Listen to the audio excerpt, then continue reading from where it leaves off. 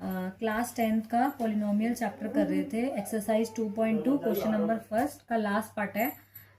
इसमें क्या करना है, हमें जीरोस निकालने हैं और रिलेशनशिप बताना है जीरोस का कोफिशिएंट के साथ।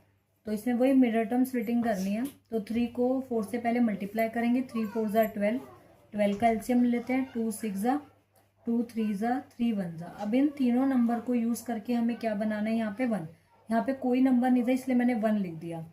तो 2, 2 और 3 को यूज़ करके क्या बनाना है, 1। तो देखो 2 2 ज़ा 4, 4 में से 3 गया, 1 आ जाएगा। लेकिन हमें आंसर क्या लाना है, -1। तो यहाँ पे बड़े के आगे माइनस लगाएंगे, छोटे के आगे प्लस, तो प्लस माइनस -1 हो जाएगा। तो इक्वेशन लिख लेते हैं 3x² -1x की जगह पर लिखेंगे -4x + 3x -4। अब फर्स्ट 2 को एक ब्रैकेट में और आखिरी 2 को एक ब्रैकेट में। अब इन दोनों में कॉमन निकालते तो इन दोनों में x ही कॉमन आ रहा है बस, तो x बार कॉमन निकाल लो। यहाँ बच गया 3, यहाँ x, और क्योंकि ये x कॉमन आ गया था तो 4 ही बचा बस। यहाँ पे देखो इन दोनों में से क्या कॉमन आ रहा था, x को बाहर कॉमन निकाला, यहाँ से 3 बचा, यहाँ से x, बीच में माइनस और 4 बचा। अब इन दोनों में क्या कॉमन है, अगर हम इसको ब्रेक करें 3 × x और 2 × 2 4, दोनों में तो कुछ कॉमन आ नहीं है। तो जब कुछ कॉमन नहीं आए तो 1 लिख देते हैं, 1 ब्रैकेट 3 - 4। अब ये दोनों सेम है, इसको एक बार लिख देंगे और इन दोनों को एक साथ लिख देंगे। अब इनको 0 से इक्वेट करेंगे।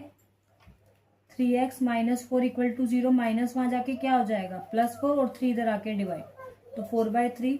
3x - 4 को हमने इक्वल रखा 0 के, -4 वहाँ जाके +4 हो गए, 3 इधर आके डिवाइड।